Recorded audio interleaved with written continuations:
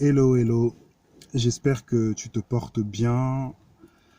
Ça fait un petit moment, hein, quelques semaines. Donc, je reviens un peu euh, pour partager la pensée qui est là en ce moment. C'est un peu, voilà. Pour partager, pour nous encourager aussi. Vraiment, c'est une petite exhortation. Je prends un petit temps pour qu'on puisse un peu se fortifier, s'exhorter. Et dans cette pensée, ça me ramène à une petite histoire. Une petite histoire, il y avait une dame un jour, cette dame c'était une veuve. Et cette veuve, elle allait à chaque fois elle allait vers un juge. Mais le juge ne prêtait pas attention à elle parce que pour lui, cette dame n'avait aucune valeur. Pour lui, cette dame ne pouvait rien lui apporter, etc. Mais cette veuve, tous les jours, elle allait vers ce juge et elle lui demandait de traiter son cas, tout le temps. Alors ce juge, un jour, se dit en lui en disant, mais euh, si je ne traite pas le cas de cette femme, tous les jours, elle va m'harceler et j'en aurai marre et je ne pourrai pas. Donc, il a dû s'occuper de l'histoire de cette veuve. C'est le Seigneur qui raconte cette histoire. À la fin de cette histoire, le Seigneur demande, il pose une question importante, il dit, euh, quand le Fils de l'homme reviendra, y aura-t-il encore la foi sur la terre? Et c'est là où est basée en fait notre pensée ce soir ou cet après-midi. Ça dépend, je ne sais pas à quelle heure tu regardes cette vidéo. On va même lire ce verset, quand ça va être encore plus explicite. Euh, on va aller dans le livre de Luc, dans le livre de Luc 18. Dans le livre de Luc 18, à partir du verset 1. Je lis au nom de Jésus-Christ. Mais il leur adressa aussi une parabole pour montrer qu'il faut toujours prier et ne pas se relâcher. D'accord? C'est un mot très important. Le Seigneur, quand il explique cette parabole, c'est pour demander qu'il faut toujours que tu pries et que tu ne te relâches pas dans ta prière. Donc la première chose là pour toi, n'abandonne pas ce pourquoi tu pries. Continue toujours à prier et ne te relâche pas. D'accord? 10 ans. Il y avait dans une ville un juge qui ne craignait pas Elohim et qui ne respectait aucun humain. Donc c'est vraiment la pire des personnes. C'est-à-dire il ne respecte personne. Or, il y avait dans cette ville une veuve, elle qui venait à lui disant, fais-moi justice de ma partie adverse. Il faut savoir qu'une veuve, dans ce temps-là, vu qu'elle n'avait plus de mari, c'est comme si elle n'avait plus de protection. Et comme elle n'avait plus de protection, bah, elle était exposée à plein de choses, en fait, à plein d'outrages, à plein de choses, et on pouvait beaucoup lui faire du mal. C'est vrai qu'on va se rendre compte, même dans la Bible, que le Seigneur, il envoie souvent des personnes vers les veuves. Ok? Je continue. Et pendant un temps, il ne voulut pas. Mais après cela, il dit en lui-même, quoique je ne craigne pas Elohim et que je ne respecte aucun humain, néanmoins, parce que cette veuve m'importune, je lui ferai justice, de peur qu'elle ne vienne à la fin me traiter rudement. Et le Seigneur dit, écoutez ce que dit le juge injuste. Et Elohim n'exécutera-t-il pas la vengeance de ses élus qui crient à lui jour et nuit, quoiqu'il use de patience envers eux? Je vous dis qu'il exécutera la vengeance pour eux rapidement. Mais quand le Fils de l'homme reviendra, trouvera-t-il la foi sur la terre? Voilà un peu cette parabole que le Seigneur nous expose. Et il nous dit une chose. Ici, il nous parle, en fait, dans le verset 7, il dit que ses élus crient à lui jour et nuit, quoiqu'il use de patience envers eux. En fait, je vais t'expliquer une chose et je vais t'encourager.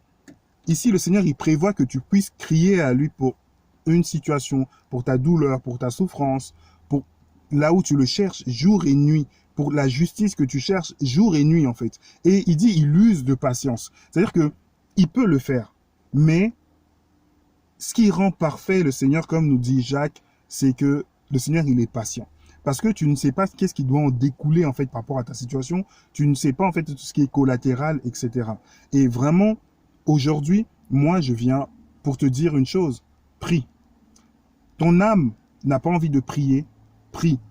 Ta bouche n'a pas envie de s'ouvrir, prie encore. David, il a connu la même chose. J'ai rencontré ça et je me suis souvenu de cette parole là où David il dit « Oh mon âme, bénis l'Éternel, bénis Yoshua ». Pourquoi notre âme? Parce que notre âme, en fait, c'est là où il y a notre volonté. Et des fois, cette volonté-là, en fait, elle s'associe avec notre chair et elle devient aussi inimitié contre Dieu. Elle refuse d'obéir et de se soumettre à Dieu. Cette âme-là, en fait, tend par la chair à se décourager facilement. Et là, aujourd'hui, je vais te réveiller en disant, toi, oblige ton âme à se soumettre au Seigneur. Dis à ton âme, même si et à ta chair, même si je n'ai pas envie de prier, même si je n'ai pas envie de me réveiller la nuit pour prier, même si je n'ai pas envie de jeûner, je vais quand même le faire pour le Seigneur. Parce que la parole de Dieu est plus vraie que toute chose. Le Seigneur, il te dit, c'est lui-même qui entend les prières, qui te dit, prie jour et nuit. Il te demande encore de persévérer dans la prière. Il dit, ne te relâche pas.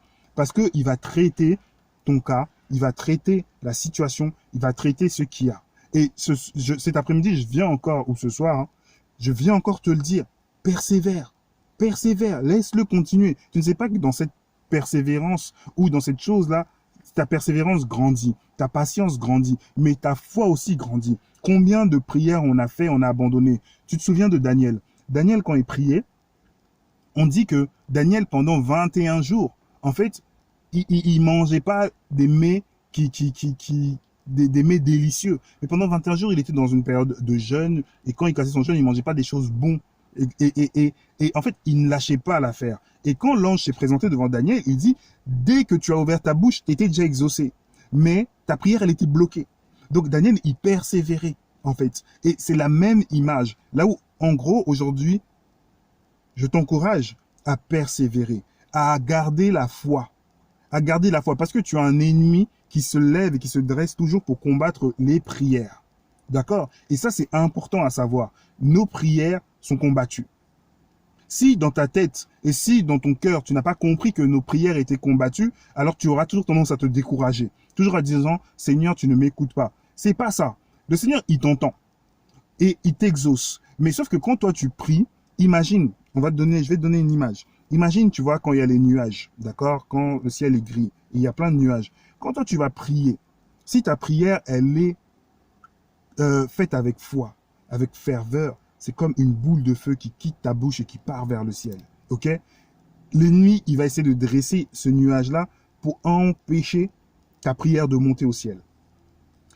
Spirituellement, ce que je te dis, c'est vrai que la Bible nous explique un peu hein, dans la prière, elle nous dit de frapper, de demander, et on nous dit de chercher.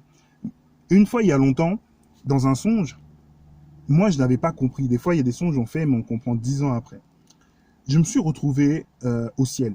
Un ciel, je ne sais pas, c'était le deuxième ciel. C'était vide comme ça, mais il y avait un trône géant. C'est comme si vous voyez ma main, d'accord? Et je prends un petit grain de sable, et il y avait quelqu'un qui était assis sur ce trône géant. Et je me suis mis en face, j'ai commencé à trembler en disant, mais c'est quoi ça? Quand j'ai vu, et j'entends une voix, mais comme un vent, des bourrasques de vent qui criaient, qu'est-ce que tu fais là? Moi-même, je le regarde, je sais pas. Et d'un coup, sans me retourner, le vent s'est apaisé, il s'est tu, et je savais qu'il y avait le Seigneur derrière moi. Et quand et après, je me suis réveillé. Je me suis réveillé, j'ai dit, mais Seigneur, c'est quoi ce truc? Je comprends pas, pourquoi cette scène, etc. Et je me suis rendu compte qu'en fait, c'était l'esprit, ce qu'on appelle les puissances de l'air. C'est l'esprit qui est assis sur son trône, en fait, en l'air, dans le ciel. Et c'est cet esprit-là qui empêche les prières des chrétiens d'arriver au ciel. C'est ça qu'on dit une chose, on dit que la prière d'un juste est une grande efficacité. Parce que quand tu pries comme un juste, cet esprit n'a pas la capacité de bloquer ta prière. Il n'a pas la capacité de te bloquer. Donc forcément, quand toi tu vas prier, ça fait comme une balle de ping-pong. Ta prière, elle monte, toi, elle revient aussi avec cette même puissance. C'est pour ça que là, aujourd'hui, vraiment, crois que le Seigneur exauce. Crois que le Seigneur agit. Crois que le Seigneur t'entend. Il te dit, tous les jours de ma vie, je serai avec toi. Sa parole, elle est plus puissante que n'importe quoi. Il te dit qu'il sera toujours avec toi. Ça veut dire que maintenant, il attend aussi de ta part que tu puisses faire un truc. En fait, il faut pas oublier une chose. Le Seigneur, il fait pas de nous des assistés. Il fait de nous des participants. Et c'est primordial de comprendre ça. On est des participants. Des fois, tu vas mener des guerres là où le Seigneur, il te regarde. Il te dit, vas-y, combat encore. Tu penses que quand Paul, on le lapidait dans une ville, quand Étienne, tu penses que le Seigneur, il ne pouvait pas apparaître et dire stop? Il pouvait le faire, mais il fait d'eux des participants. Des participants à quoi? Dans sa souffrance, des participants dans la lutte, des participants dans son cœur. Des fois, tu as des souffrances que tu as, c'est parce que tu participes avec le Seigneur. C'est parce que tu luttes avec lui. Toi, tu te dis, mais Seigneur, tu peux faire ça. Oui, il peut faire ça en un clin d'œil, mais il a décidé que ça ne serait pas comme ça. Il a établi les règles pour nous et il nous demande de persévérer. Il veut que tu grandisses dedans, que ta foi grandisse. Seigneur, je veux te voir. Très bien, cherche-moi. Cherche-moi. Un jour, j'ai entendu un sataniste qui a dit, il voulait voir Satan, et il a fait 1 an sans manger. Il mangeait que des légumes le soir. 1 an juste pour voir Satan. Mais toi, tu dis, Seigneur, je veux te voir, et tu croises tes mains. Et t'attends, et tu pleures, et tu boudes. Mais persévère. Prie, cherche-le la nuit, le jour, dans ton sommeil, dans ton réveil, dans tout ce que tu fais. Cherche-le tout le temps. En fait, le Seigneur, il te dit, en gros, de manière littérale, harcèle-moi. Il y a, pour finir, un jour, il y a une sœur qui m'a appelé et elle était souffrante. Elle était souffrante. Et ça m'a tellement fait mal. Je me suis enfermé dans la chambre, j'ai dit, Seigneur, et j'ai vécu ça plusieurs fois d'ailleurs. J'ai dit, Seigneur, je ne sors pas d'ici tant qu'on n'a pas réglé le compte. Et je veux t'harceler jusqu'à la fin. Ça me fait penser à Jacob quand il tenait l'ange. Il a dit, bénis-moi, je ne te lâcherai pas tant que tu ne m'auras pas béni. Vous voyez, c'est ce caractère-là que le Seigneur il cherche chez nous. Et en fait, j'ai prié, jusqu'à ce que j'entende une voix et le Seigneur, il dit, je l'ai guéri. J'appelle la personne, comment tu te sens? Bah, je sais plus, j'ai plus mal. Je me suis dit, waouh. En fait, le Seigneur, il faut harceler dans les choses. Quand c'est dans sa volonté. Et c'est pour ça que je te dis, ne te décourage pas. Persévère encore dans la chose. Réveille-toi, bats-toi, ne t'endors pas. Ne laisse pas l'ennemi te bercer, de te dire des paroles, ouais, tu sais, de toute façon, pourquoi sinon il va t'écouter, tu sais, pourquoi. Et ta prière, bah, en fait, c'est comme une vapeur, elle perd de l'efficacité. Parce que tu as prêté foi aux paroles de l'ennemi, plus qu'aux paroles du Seigneur. Je sais que je te parle là. Tu prêtes plus comment dire ça, plus d'attention, plus de foi à ce que Satan te dit qu'à ce que le Seigneur te dit. Et ce n'est pas normal. Et tu sais que discerner la voix de Satan dans ton oreille, quand Satan il te dit, ouais, de toute façon, toi, tu as vu comment tu es, pourquoi le Seigneur il va t'écouter, mais regarde, de toute façon, il t'exauce pas, regarde, ça fait combien de temps que tu pries, tu lui donnes foi. Or, si le Seigneur il dit, patiente, je t'entends, je suis là. Seigneur, je crois que tu m'as exaucé. Je crois que c'est dans ta volonté. Je crois que je n'ai pas fait ça parce que je t'ai dit, Seigneur, je veux un hélicoptère. Mais je crois que ce que je demande, c'est dans ta volonté. Je crois que je vais te voir. Tu veux voir le Seigneur? Alors cherche-le. Le Seigneur, il n'a pas empêché. Il dit quoi? Il dit, venez vers le trône de la grâce. Il dit, le voile est déchiré. Tu peux t'approcher du Seigneur. Tu peux voir le Seigneur. Désire-le dans ton cœur. Mais si, Père, moi, je vais pas le désirer pour toi. Et va le chercher. Il y en a, ils l'ont cherché. Ils sont allés même jusqu'à mourir de faim pour le trouver. Mais ils ont fini par le trouver. Et le Seigneur, il dit pas, personne ne me cherche. Cherche le Seigneur. Cherche-le. Si c'est ton désir, alors cherche-le et personne ne va t'empêcher de le faire. Si tu es là, découragé à cause de ta prière, alors réveille-toi et reprends ta prière et n'abandonne pas et que rien ne te fasse abandonner ça. Si tu es là dans ce combat-là, apprends à combattre. Grandis. Tu dois grandir. Et surtout, sois juste. Marche dans la sainteté. Marche dans la sanctification. Sépare-toi du monde. Et là, ta prière deviendra la prière d'un juste efficace et vrai. Et aucun démon n'aura la capacité d'arrêter ta prière. Mais quand ta prière elle est mélangée, tu as des prières métisses. Il y a du doute dedans, il y a de la paresse dedans, il y a de la fatigue dedans, il n'y a pas de ferveur, il n'y a pas de force. Et tu n'es pas un feu. Il n'y a pas la puissance du Saint-Esprit qui l'accompagne. La prière s'accompagne de la puissance du Saint-Esprit. Et c'est ça. Mon frère, ma sœur, je prie que le Seigneur puisse te bénir. Je prie que le Seigneur puisse te donner cette force. Parce que tu as reçu un esprit de force et de puissance. Et quand tu as reçu ça, c'est pas tout le temps visible, mais c'est quand tu parles, quand les choses font, la transformation vient, le changement vient. Et les choses se font de cette manière-là. Vraiment, que le Seigneur puisse te donner encore, te faire comprendre, te faire réaliser la force qu'il a mis en toi. Que la grâce qu'il a mis en toi et surtout fasse grandir le désir de le plaire, de lui plaire lui, le désir de le connaître, le désir de marcher selon sa volonté. Demeure béni et je te dis à très bientôt au nom de Jésus-Christ. Ciao.